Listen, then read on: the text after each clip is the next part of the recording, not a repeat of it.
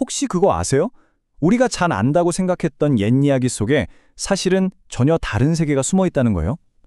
원래 문화적 배경, 이걸 알고 나면요. 이야기가 완전히 다르게 보여요.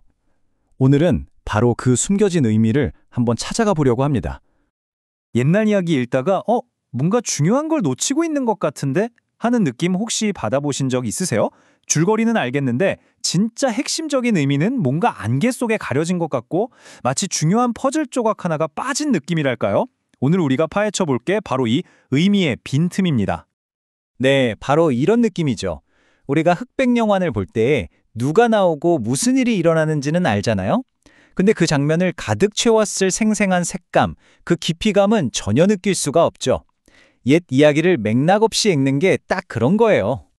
그럼 어떻게 해야 그 잃어버린 색깔과 깊이를 다시 찾아올 수 있을까요? 방법이 있습니다. 바로 이야기를 원래의 시간과 공간, 그러니까 중동의 렌즈를 끼고 다시 보는 거죠. 자, 그럼 이 중동의 렌즈라는 게 대체 뭘길래 이야기를 그렇게 바꿔놓는다는 걸까요? 지금부터 아주 흥미로운 세 가지 사례를 보면서 그 놀라운 변화를 직접 한번 확인해 보시죠. 자, 첫 번째 사례입니다. 우리한테 정말 익숙한 단어죠? 바로 정의. 그런데 말이죠. 이 정의라는 단어 하나가 문화에 따라서 얼마나 그 의미가 확 달라질 수 있는지 한번 보실게요. 이 지점이 정말 재밌어요. 오늘날 우리한테 정의는 뭐예요?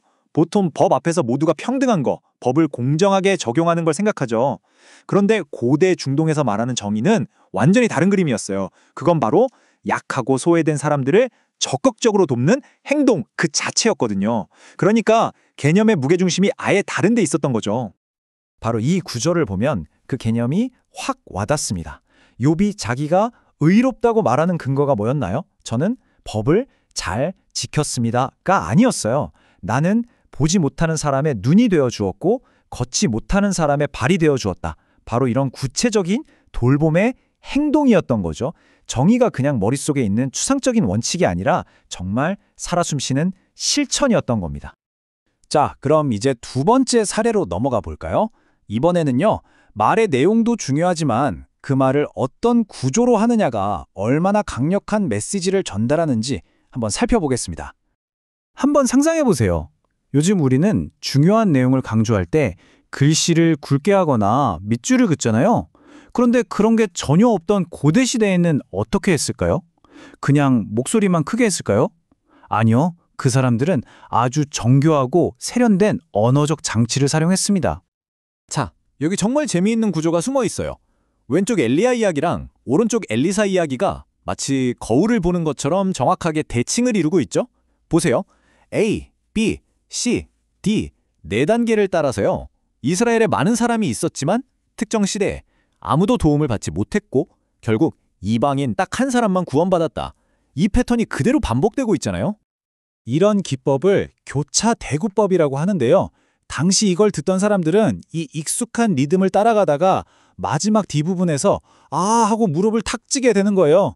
핵심 메시지, 즉 구원은 이방인에게도 열려 있다는 점이 머리에 그냥 각인되는 거죠. 이처럼 구조 자체가 메시지를 전달하는 아주 강력한 도구였던 겁니다. 자, 이제 마지막 사례입니다. 이건 좀 더 복잡해요. 이 이야기는 우리가 그 시대에 보이지 않는 문화적 규칙, 일종의 룰을 모르면요.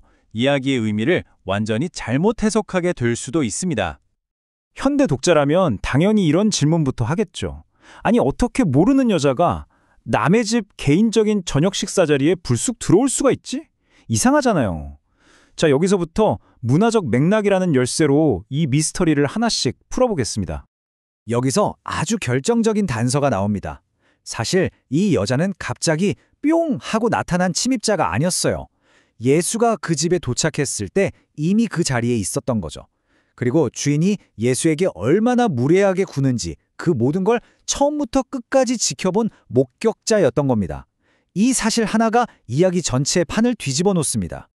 자, 그럼 이제 이야기의 초점을 여자에게서 주인에게로 한번 옮겨볼까요? 주인은 여자의 행동을 보고 막 화를 내는데 사실 이 모든 상황을 만든 건 바로 주인이었어요. 당시 문화에서 그의 실수는 대체 뭐였을까요? 이걸 알려면 당시 사람들이 생각하던 회개가 뭔지 알아야 해요. 회개는 그냥 내가 잘못했구나 하고 마음으로 뉘우치는 게 아니었어요. 이건 아주 구체적인 절차였습니다. 첫째, 자기 죄를 사람들 앞에서 고백하고, 둘째, 자기가 끼친 손해를 반드시 갚고, 셋째, 앞으로 올바르게 살겠다는 걸 행동으로 증명해야 했어요. 자, 이제 모든 퍼즐 조각이 딱 맞춰지죠? 요자의 행동은 그냥 감정에 복받쳐서 한 돌발 행동이 아니었던 거예요. 이건 아주 공식적인 공개적 회개 행위였습니다. 주인이 예수에게 끼친 모욕이라는 손해를 자신의 가장 귀한 것, 즉 눈물과 향유로 배상하려 했던 거죠. 주인이 깎아내린 예수의 명예를 그녀가 자신은 모든 걸 바쳐서 다시 세워주고 있었던 겁니다. 정말 놀랍지 않나요? 지금까지 본 세 가지 사례, 전부 뭘 말하고 있을까요? 바로 이야기의 진짜 의미를 파악하는 데 가장 중요한 왕은 바로 맥락이라는 사실입니다. 정리해볼까요? 우리는 정의라는 단어에 숨겨진 진짜 색깔을 되찾았고요. 반복되는 구조 속에 담긴 리듬과 메시지를 들었고요. 또 한 여인의 행동에 담긴 깊은 이유를 발견했습니다. 이 모든 게 바로 맥락이라는 물감 덕분이었죠. 이 물감이 닿는 순간 흑백이었던 이야기가 비로소 총천연색으로 생생하게 살아나는 겁니다. 그런데 이건 그냥 오래된 책을 잘 읽는 방법에 대한 이야기가 아니에요. 생각해보면 우리와 다른 시간, 다른 문화권의 사람과 소통할 때도 똑같이 아닐까요? 그 사람의 배경과 맥락을 이해하려고 노력하는 것, 어쩌면 이게 바로 진정한 소통의 첫걸음일 겁니다. 마지막으로 이 질문을 한번 던져보고 싶네요. 혹시 지금 우리 삶 속에서 우리가 너무나 당연하게 생각하는 어떤 이야기나 사람, 사건들 중에서도 아직 우리가 그 진짜 색깔과 깊이를 놓친 채 흑백으로만 보고 있는 건 아닐까요? 한 번쯤 생각해 볼 만한 질문인 것 같습니다.